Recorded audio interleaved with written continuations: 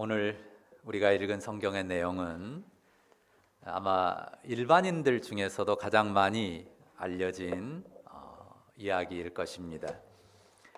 다윗과 골리앗의 싸움 장면인데요. 골리앗은 키가 거의 3m에 달하는 그런 거인입니다.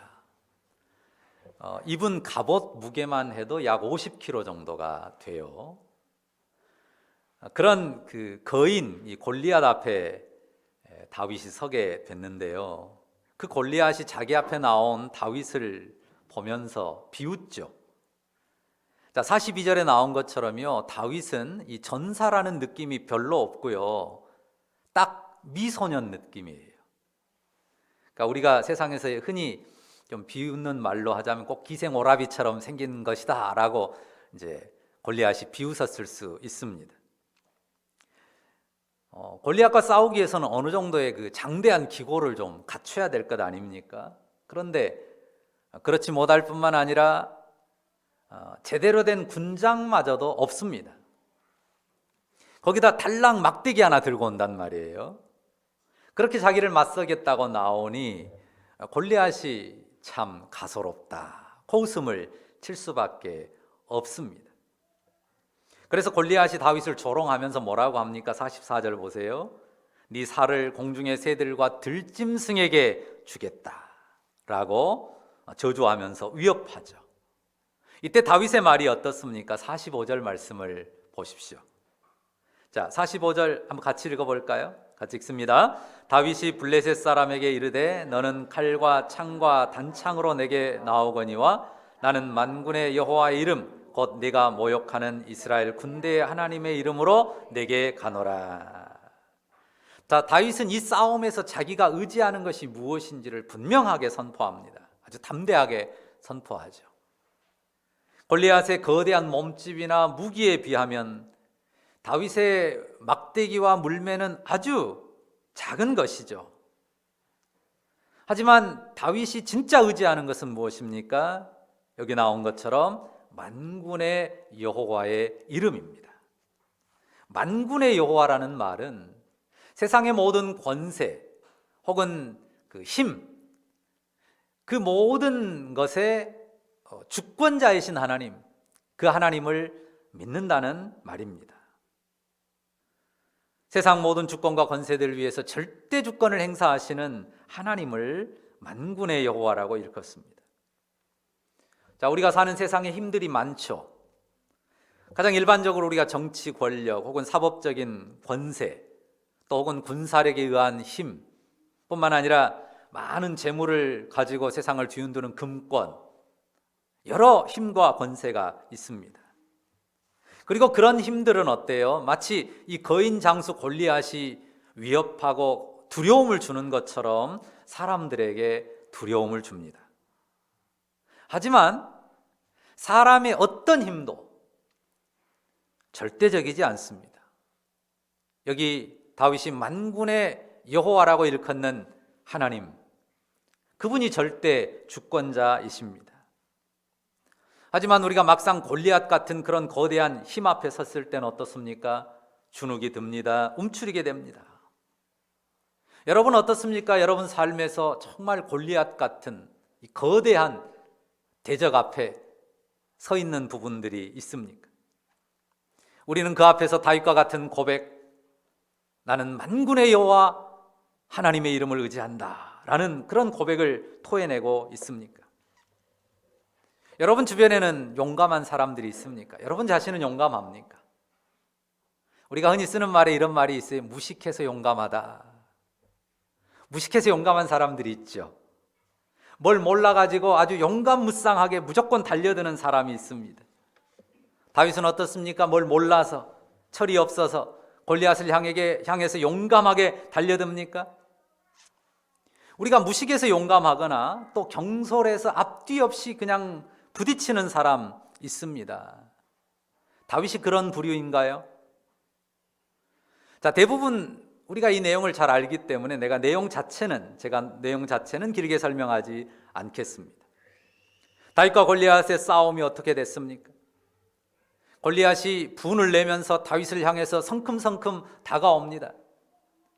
그때 다윗이 빨리 달리며 손을 주머니에 넣어 돌을 가지고 물매를 던지죠. 어떻게 됐습니까? 다윗이 던진 돌이 골리앗의 이마 한가운데 정확하게 박혔습니다. 그리고 골리앗은 쓰러졌습니다. 거함이라고 할 수 있는 골리앗이 무너지니까 골리앗을 의지했던 블레셋의 군대가 두려움 가운데 무너지고 도망치기 시작했습니다.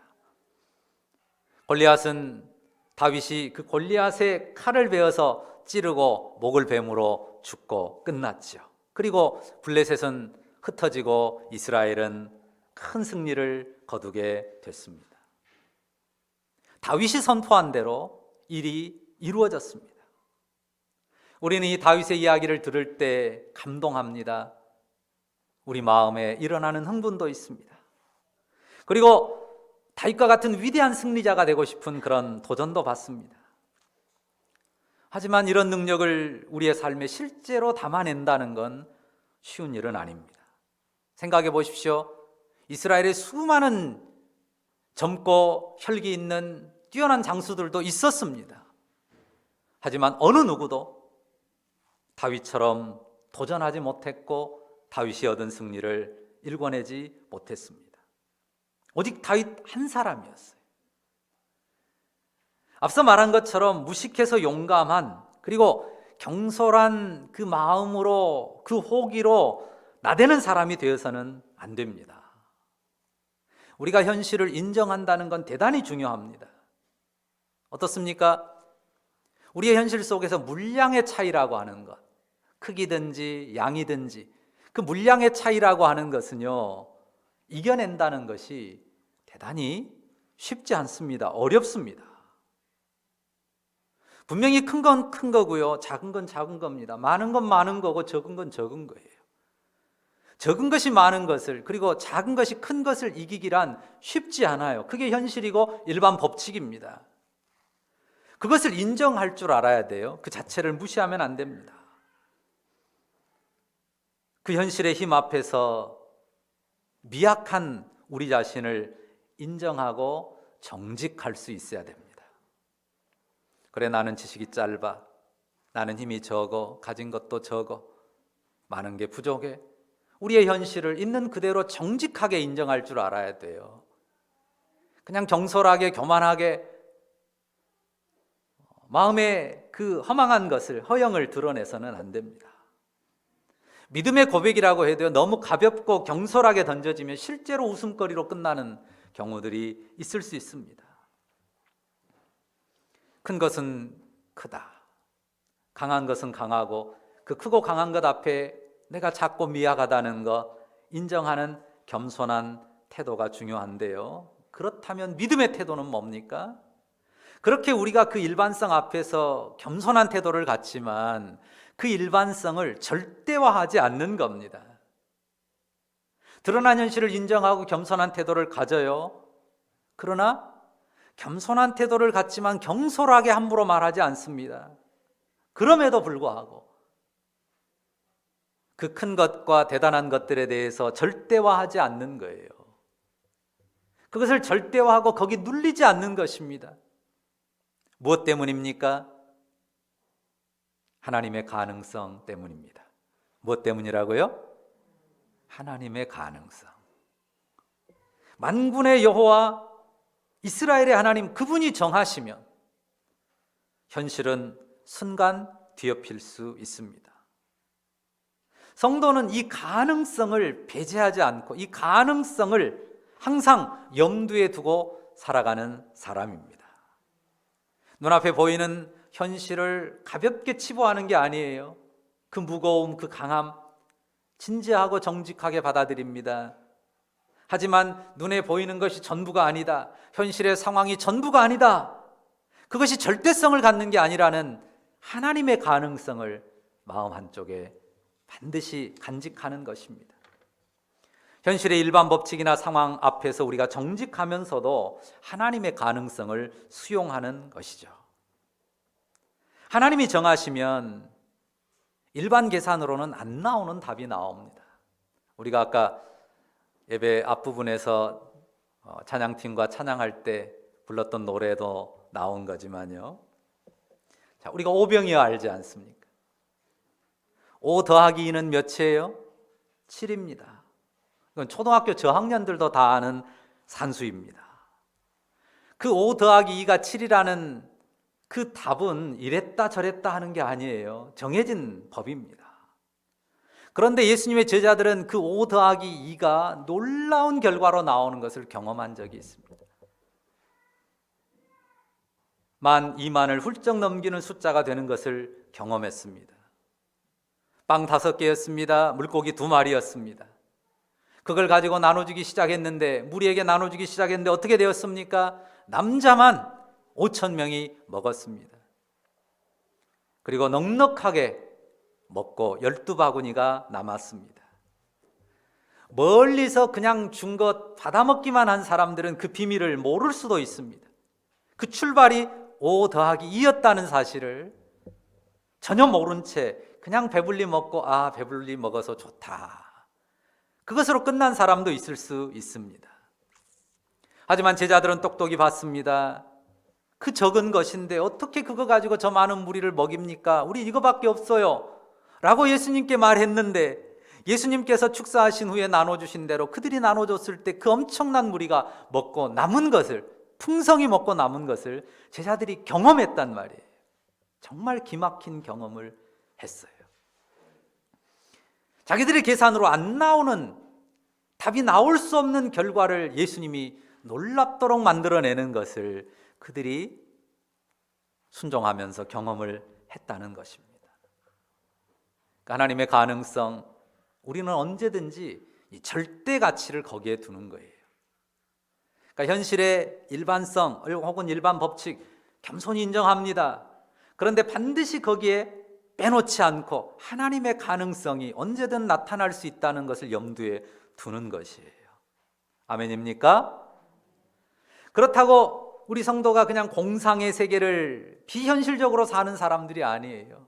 늘 그냥 기막힌 기적만을 상상하면서 공상의 세계를 사는 사람들이 아닙니다. 상식을 무시하고 몰상식으로 가는 건 믿음이 아니에요. 그건 오히려 자기의 탐욕으로 빚어낸 헛된 고집일 수도 있습니다. 믿음으로 사는 성도는요, 기본이 그냥 상식 수준에서 살아요. 왜냐하면 그게 하나님의 법이기도 합니다. 그런데 언제든지 열어두는 게 있어요. 뭘 열어둡니까? 예수님의 가능성, 믿음의 가능성을 한쪽에 열어놓는단 말이에요. 그 문을 언제든지 열어둬요. 그러니까 단정짓지 않습니다. 언제든지 어떤 상황에서든지 긍정과 희망을 가지고 나가요. 분명히 현실은 너무 그 벽은 크고 너무 강해서 어찌 해볼 도리가 없을 것 같음에도 하나님이 여시면 얼마든지 길이 열릴 수 있다는 하나의 가능성, 믿음의 가능성을 두고 가기 때문에 긍정과 희망을 가지고 가는 것입니다. 그리고 그러기 때문에 붙드는 게 있어요. 뭡니까? 그 가능성을 가지신 분의 말씀, 그 가능성으로 우리의 삶을 능히 열어가실 수 있는 분의 명령을 따르는 거죠. 그분의 약속을 붙들고 나가는 것입니다. 왜요? 그분이 절대 주권자시기 때문입니다. 오늘 설교 제목이 뭡니까? 47절의 말씀을 가지고 전쟁은 여호와께 속한 것이라 붙였습니다. 여기에 대해서 오늘은 좀 더 상고하려고 합니다. 전쟁. 역사 안에 수많은 전쟁들이 있었죠. 여러분, 전쟁하면 어떤 전쟁이 떠오르십니까? 전쟁의 결과로 많은 나라들의 운명과 흥망성쇠가 결정됐습니다. 자, 오늘 말씀처럼 모든 전쟁의 주권 역시 하나님의 손에 있습니다. 물론 이 역사 안에 흘러내려온 수많은 전쟁들에 대해서 그 전쟁 하나하나를 전부 해석하고 하나님의 섭리를 설명한다고 하는 것은 대단히 어려운 일입니다.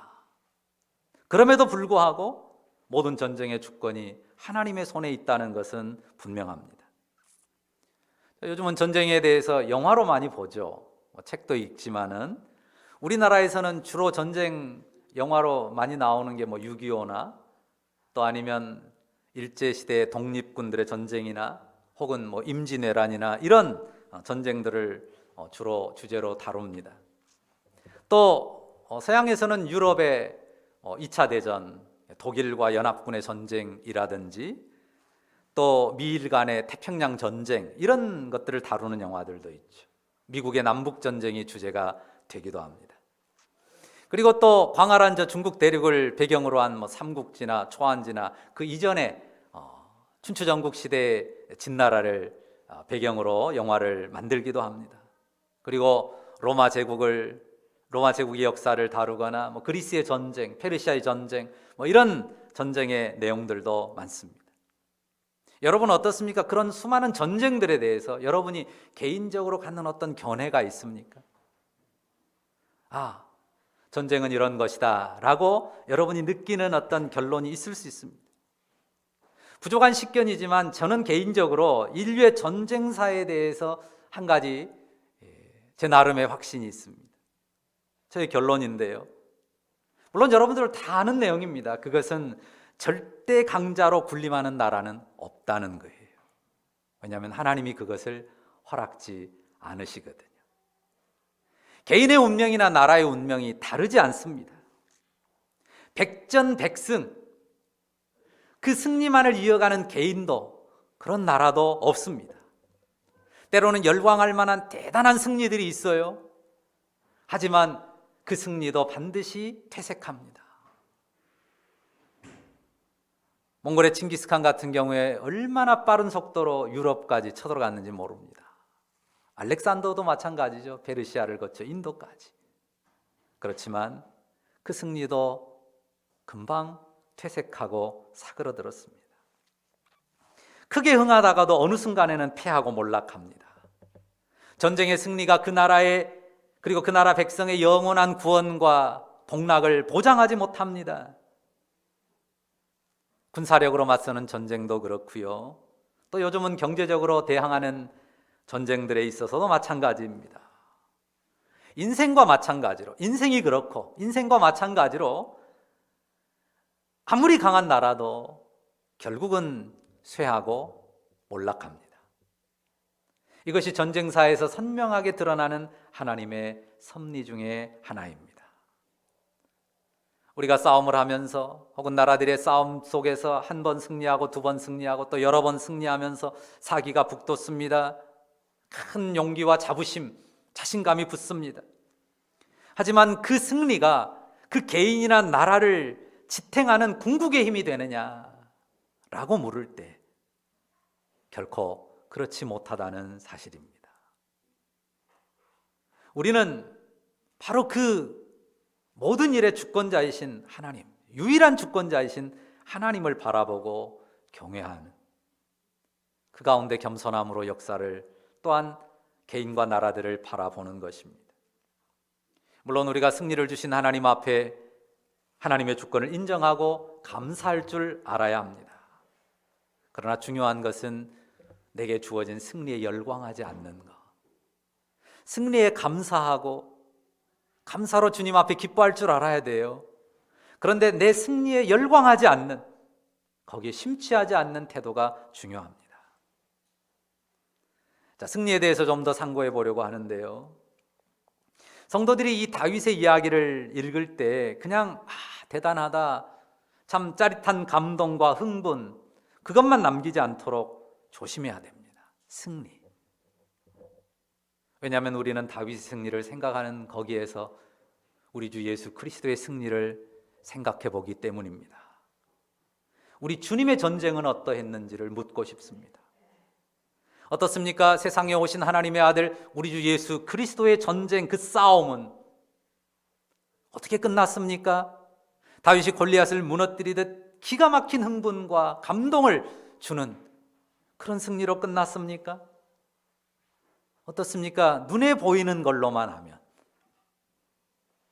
예수님의 전쟁은 참담한 패배로 종결됐습니다. 그게 주님의 전쟁의 끝이었어요. 눈에 보이는 끝이었어요. 물론 부활하셨죠.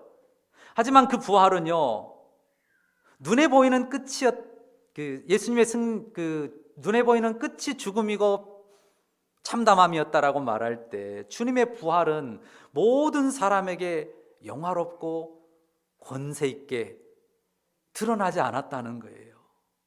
어떻습니까? 예수님을 십자가에 못 박은 자들이 현실에서 복종되었습니까? 예수님 부활하고 나니까 모두가 복종하고, 유대의 권세자도 로마의 권세자도 전부 복종하고 예루살렘에 주님의 보좌가 높이 세워졌습니까? 아니란 말이에요.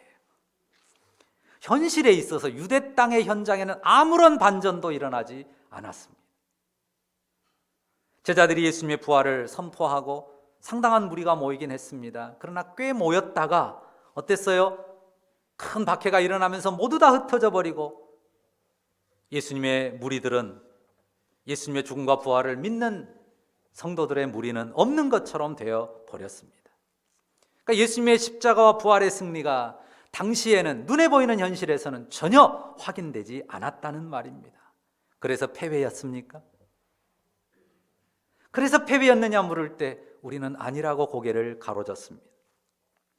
어떻습니까? 그 복음이 전 세계에 퍼졌고 사망에 눌린 인생들을 살리고 구원하는 그런 복음으로 능력을 발휘하고 있습니다. 무슨 말이냐면 당장 나타나는 감동적인 승리에 초점을 두지 마라 하는 것입니다. 당장 드러나는 감동적인 승리, 그런 승리가 내 삶에 또 우리에게 있기를 열망하고 거기에 몰두하지 말라는 것입니다. 거기에 초점을 두게 되면요, 오히려 주님의 길을 등질 가능성이 큽니다. 성도가 담아야 될, 마음에 담아야 될 승리의 핵심은 뭘까요? 그것은 주님과 함께하고 주님의 길을 걷는 것입니다. 주님의 마음으로 행하는 것입니다. 주님처럼 행하는 것입니다. 주님처럼 축복하는 것이고 주님처럼 죽는 것입니다. 달리 말하면 주님처럼 망하는 것이에요. 그래서 주 예수님의 부활 생명으로 사는 것입니다.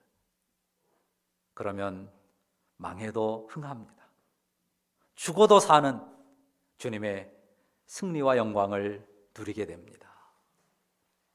인생사 그리고 세상사의 모든 전쟁의 시작과 과정, 종결이 우리 주님의 손에 달려 있습니다. 이 주님을 믿는 우리에게 있어서 중요한 건 뭘까요? 한 가지만 더 말씀드립니다. 이 주님을 믿는 우리에게 정말 중요한, 현실적으로 중요한 것은 뭘까요? 그것은 우리가 하나님 주시는 승리를 취할 수 있는 사람으로 준비되는 거예요. 하나님 주신 승리를 취할 수 있는 사람으로 준비되는 것. 영어로 ready made라고 하죠. 준비된 사람. 자, 아까 이스라엘 수많은 용사들이 있었지만 단 한 사람 다윗뿐이었다고 했습니다. 다윗은 골리앗 앞에 서도록 준비된 사람이었습니다. 34절에 다윗이 고백한 것처럼 그는 목장에서 자기 양떼를 지키면서 곰과 사자와 싸웠는데요, 곰과 사자와 싸울 때 하나님을 의지하고 용감하게 도전해서 싸우는 가운데 곰의 손에서, 사자의 손에서 자기가 치는 양떼들을 건져내는 그런 승리들을 경험했습니다. 하나님의 힘을 의지하고 사자와 곰의 발톱을 이겼습니다. 다윗은 자신이 쌓은 그 경험, 그 승리의 경험으로 골리앗을 맞설 용맹을 품은 것입니다. 우리가 이 다윗의 모습을 통해서 우리에게 있어서도 우리가 준비된 사람이 된다고 했을 때 중요한 것은 내게 주어진 자리에서 믿음의 싸움을 성실히 행하는 것입니다. 다윗이 형들 막내였기 때문에 그 양치기로 내보내졌단 말이에요. 형들이 다 떠난 뒤에도 혼자서 양을 지키는 그런 자리에 있기도 했고요. 자기에게 주어진 그 양을 치는 바로 그 자리에서 그는 하나님을 의지하는 믿음으로 자신의 삶의 믿음의 승리를 경험했습니다. 그러니까 주님 의지하면서 내 삶에 주어진 자리에서 작은 승리들을 쌓아가는 것입니다. 모든 결정은 주님의 손에 달렸다고 믿으면서 그 믿음을 가지고 작은 도전들, 그 일상들을 꾸려가는 것입니다. 사실 우리의 싸움은요, 다윗의 경우보다 훨씬 어렵습니다. 어떻습니까? 우리가 마주하는 대적은 골리앗 정도가 아닙니다. 골리앗은 덩치만 크죠. 물론 힘도 셌고 함부로 사람이 범접하기 어려웠지만 우리가 마주하는 대적은 골리앗과는 비교가 되지 않습니다. 우리의 전쟁은 어떤 전쟁입니까? 공중에 권세 잡은 자 마귀를 대항하는 전쟁입니다. 여러분 눈에 보이기나 합니까? 손에 잡히기나 합니까? 그 움직임을 우리가 가늠하기조차 어렵습니다. 우리의 힘으로는 전혀 승리할 수 없는 전쟁입니다. 그런데 이 영의 전쟁이 누구에게 속했습니까? 십자가와 부활로 승리하신 우리 주님 그리스도께 속해 있습니다. 그렇기 때문에 우리가 이 주님과 함께 이 주님과 연합한 사람으로 행하면 우리가 능히 마귀를 물리칠 수 있습니다. 사탄이 주는 두려움, 온갖 염려와 걱정, 미움과 분쟁 우리가 이길 수 있습니다. 마귀는 우리에게 시기심과 수치심으로 옷 입히려고 합니다. 우리 마음에 탐욕을 불러일으킵니다. 미움과 분노도 일으키죠. 관계를 깨트리고 다툼과 분쟁으로 끌어갑니다. 마귀의 목표가 뭡니까? 우리를 죽이는 것입니다. 도둑이 오는 것은 도둑질하고 죽이려는 것뿐이라고 말한 것처럼 마귀가 역사하는 것은 우리를 사망에 이르게 하려는 것입니다. 고독한 슬픔에 주저앉게 만들고 어둠 속에 신음하게 만들고 절망 속에 죽어가게 합니다. 하지만 그리스도는 우리에게 생명을 풍성히 주기를 원하시고 그 죽음과 부활의 영으로 우리 가운데 오셨을 때 우리를 살리십니다. 그 주님의 십자가로 우리의 수치심을 벗겨주시죠.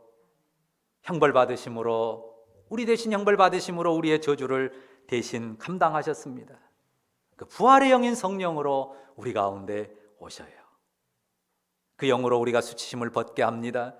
두려움도 고독도 슬픔도 어둠도 이기게 하십니다. 우리의 눈을 열어서 하나님을 바라보게 하십니다. 하늘에 보자 아버지의 품을 바라보고 거기 안기도록 이끄십니다. 우리의 영의 전쟁의 승리, 그 승리가 바로 이 믿음에 있습니다. 여러분이 주 예수 그리스도를 바라봅니까? 정말 나를 생명으로 이끄시기 위해서 인생이 되시고 십자가 죽음에 들어가시고 부활하신 그리고 성령으로 우리 가운데 오신 그 주님을 바라봅니까? 그 주님을 우리가 믿음으로 바라본다면 우리는 우리 눈에 보이지도 않고 잡히지도 않는 어둠의 세력, 마귀의 권세를 능히 물리쳐서 이길 수가 있습니다. 자, 하나님의 승리, 하나님이 주신 승리를 취할 수 있도록 준비된 사람이 되는 게 중요하다 그랬어요. 그것은 바로 이 믿음으로 작은 싸움들을 싸워가면서 그 승리한 경험들을 다윗이 마치 목장에서 믿음으로 싸워 승리한 경험을 쌓은 것처럼 내 삶에서 쌓아가는 것입니다. 그리고 늘 말씀드리지만 이 영의 싸움터는 멀리 있는 게 아닙니다. 어디 대단한 전투 현장에 가서 배우는 게 아닙니다. 그 믿음의 싸움의 1차 현장이 내 배우자나 내 부모나 내 형제나 내 자녀, 그들과 함께 사는 내 가정, 그리고 내 친지들, 친족들과의 관계입니다. 그런데 거기에 우리가 실패가 많아요. 실망이 많습니다. 안 된다고 포기하고 싶은 그런 경험들이 많단 말이에요. 하지만 그 믿음의 싸움을 포기하지 않고 지속해 가면서 하나님께서 이렇게 이기게 하시네. 하나님께서 이렇게도 이기게 하시는구나. 그런 주님을 의지하는 가운데 승리의 경험을 쌓아야 되는 것입니다. 그리고 직장의 동료나 직장 상사나 부하 직원과의 관계에서도 마찬가지입니다. 뿐만 아니라 내 주변의 지체들 그리고 이웃들, 그들과도 동일한 영의 전투를, 영의 전쟁을 이어가는 것입니다. 그들과 싸우는 게 아니에요.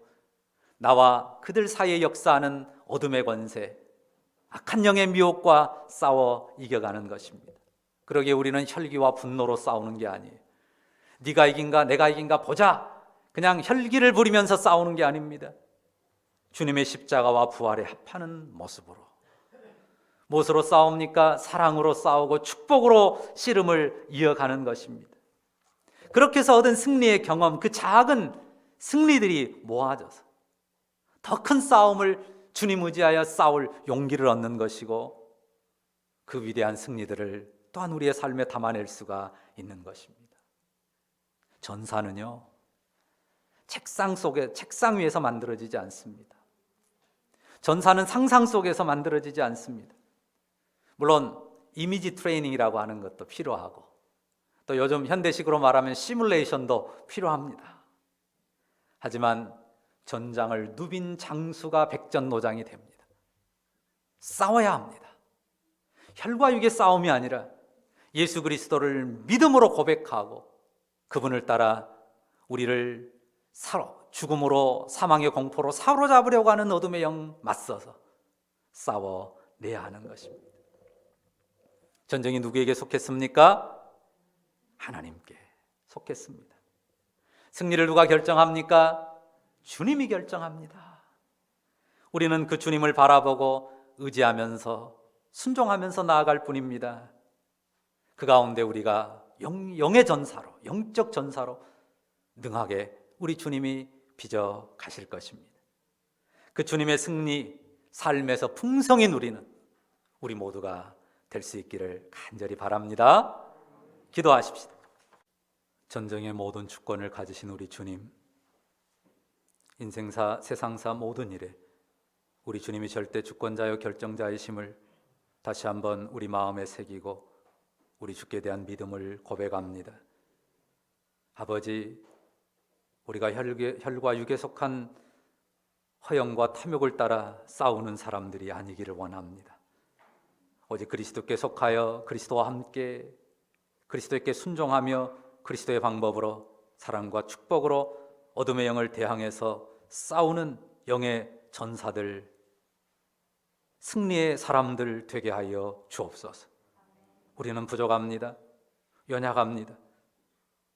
우리는 어둠의 권세를 대항할 힘이 없습니다.